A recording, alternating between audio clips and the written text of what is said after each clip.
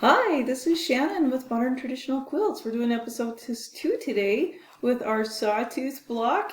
If you look at my little inset of my screen, you can see I've got my half square triangles ready to go. Appreciate this Google Slides template for today's presentation. It's from Google Slides. It's a new set of templates that they've put in there. And this is for a 2025 9-patch charm square sampler quilt along. Review from last time, episode number 1 for January. We made half square triangles. So if you don't remember how to do those, if your cute little half square triangles that I'm showing into the screen over my areas aren't sewn, go back and see episode 1. All those half square triangles need to be sewn and already made, cut, and trimmed to 4.5 inches square for today. So assuming you've already done that, I do have direction on the screen. You can always pause the video and read that if you need to. Reminder, our fabric are 2 packages of print charm squares, 2 packages of white charm squares, 1.5 yards of white sashing, 2.5 yards for the outer border, and 1.5 yards for the binding. Okay. All right, so our plan. This is the plan for our quilt blocks, okay? Today's episodes are going to show how to cover quilt block number 1 and do an optional color sort of half square triangles for the other blocks. We will be doing in my diagram here block number 1, which is, if you can see my cursor down here on the completed sample quilt, that this is the Sawtooth block. This is the easiest block, and we're going to go through this every single month and progress from the easiest blocks to the hard blocks. So no, we're not going particularly in the assembly order. This 1, 2, 3, 4, 5, 6, 7, 8, 9 random placement is actually the order of easiest block to hardest block. And it will build our skills as we go. All right, so hopefully you have stacked your half square triangles. I'm using Rosemary Cottage charm packs from Motive Fabrics. For fun, the first time I did the quilt, I just did everything in random and just used random squares wherever you want to. The Rosemary Cottage charm squares packages actually have enough that you can actually sort and make blocks in a couple of different colorways. You can look, I have 7 different piles of colors. And so this is what I did to sort my colors. So the Sawtooth block, I'm just going to use all kinds of random fabrics today. Diamond 4 patch block, which will be March. I put all my light greens in that one.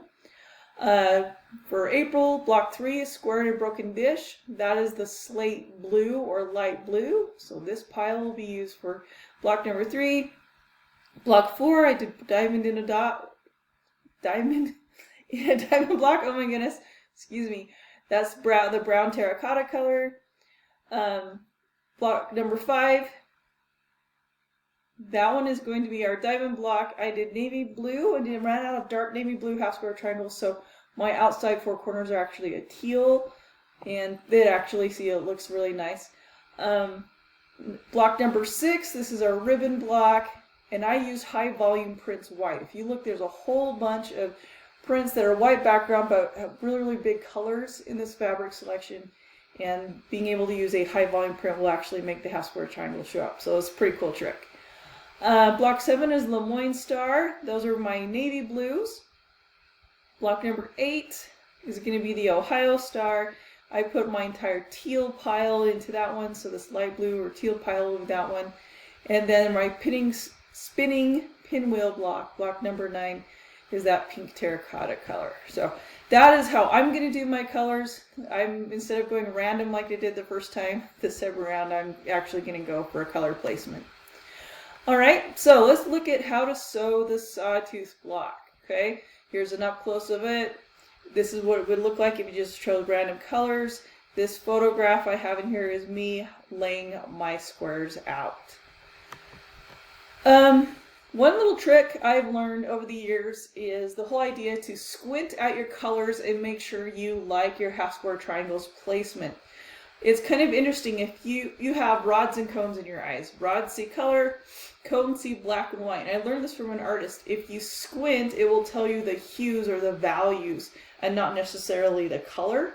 And that will tell you if you have what's called a missing tooth effect. Maybe you have 2 whites next to each other, maybe 2 greens. And so take a moment, look at your pile of blocks. This is what I have on my sewing table right now. and look and see if any of these are kind of standing out, and if not, they're good to go, and you can go ahead and swap them. Okay, I'm going to use chain piecing to sew this block. If you look at my diagram, I've got columns 1, 2, 3, and 4. When I chain piece these columns together, I start with this outside left column. I will layer number 2 on top of it and sew this whole column together. I do not cut the threads. Then when I'll cut at the end of the column, then I'll layer on layer number 3, which is what this other photo will show you, sew that entire column and then repeat with column 4. At that point, what it does is it pins these different columns together, which is a really, really nice trick. Okay, so let me pause that for a second.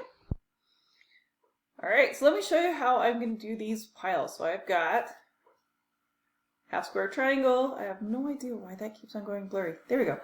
And I'm going to go ahead and layer one from row 2 right on top of it. So we are going to have these two right on top of one another. Go this direction, take it right to my machine, and this is column 1.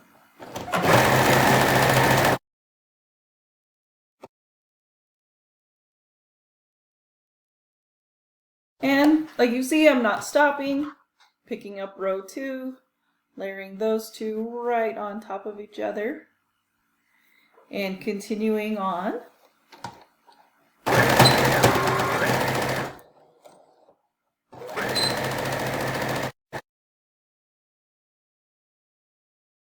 Here's our 3s.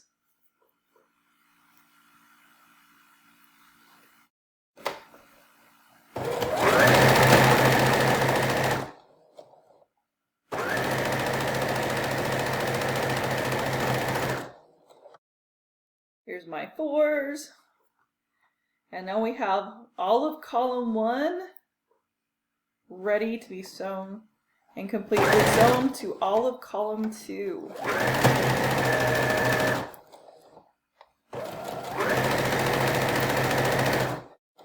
Notice I haven't cut any threads yet. Okay, now I'll cut the threads. And if you look, I have a column of rows 1, 2, 3, and 4 all together. Now that I have my pairs sewn together, and I have a big long chain of them, I'm going to put column 3 onto that next. Okay, so here we go. Column 3. Same thing. Right sides together.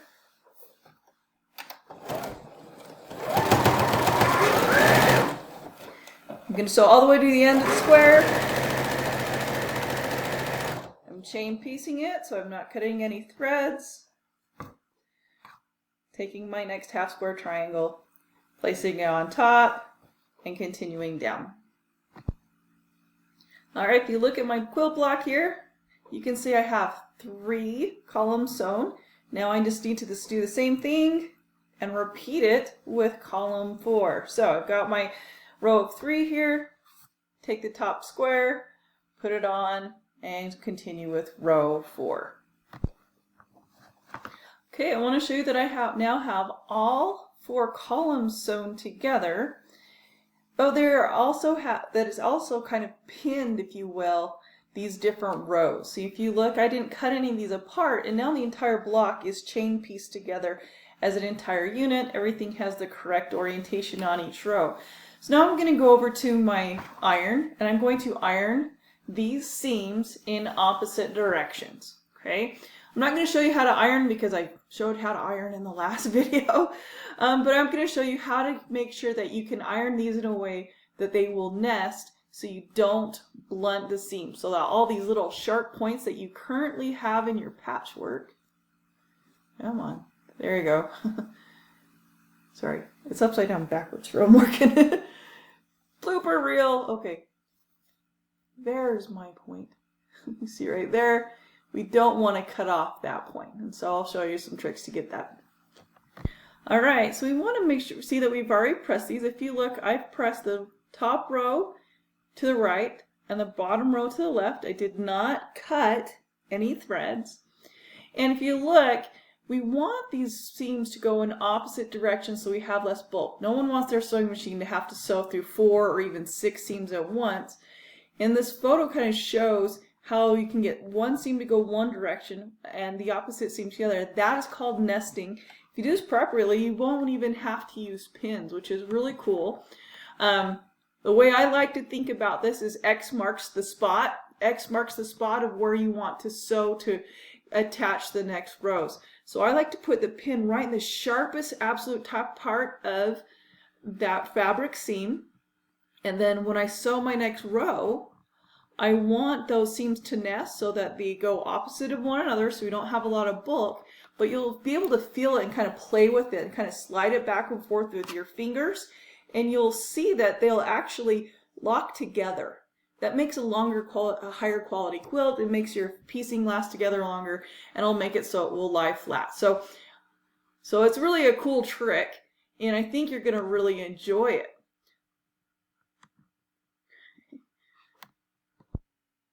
All right, so here we are. We're sewing these rows together without blunting the corners. And if you look, I am not pinning. All right, that sounds like cheating, right? But it's just like we showed you in that photo. If you take these, you look, I want these 2 sections of fabric to go up with each other. Kind of squeeze it between your fingers, rub it together. You can feel that seam is wants to line up that way. It's called a nesting seam. If you can use that one little trick, that is going to hugely make a big difference on all of your quilt blocks. It'll make it so each column lines up correctly. And then of course we also want to make sure that we don't blunt any points. So when I sew and make sure that I have this nested correctly, I put the points on top. So I'm going to sew it this direction, because then I've got my X marks the spot. And then I can actually see that when I look at my machine, and I can make sure that I don't cut through any triangles. So I'll show you one column of how I do that. Here we go. So that column,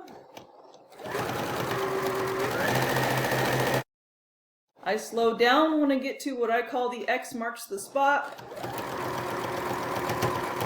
And I make sure to feel with my fingers that those seams are in fact going opposite of one another. They're nesting quite nicely, which means all my columns are going to line up together.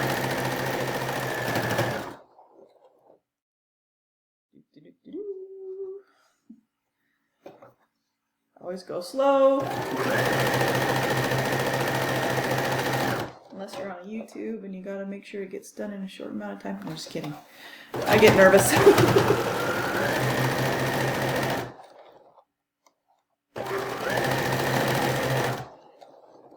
All right, and then you've got that row sewn. Go ahead, press it open. I'm just going to fold it open for the camera's sake. And you can see no blunted seam, no blunted point. Always sharp points, nothing got chopped off. You want to continue and do the other rows that way as well. For my next row, I'm just going to fold the 2 blocks in half, do the same trick, feel for the nesting, sew down that line. Then when that row's done, I will repeat with the 3rd row, and I'll be able to press my block open. All right, here is the completed Sawtooth block. Here we've got all 4 rows, whole thing sewn together, and we were silly and didn't use any pins. How about that? Well, I hope you enjoyed that. Thanks for doing the quilt along with me. Enjoy your Sawtooth block, and next week we will be doing the diamond one. So it'll be really exciting, and I will see you in March. Have a great day.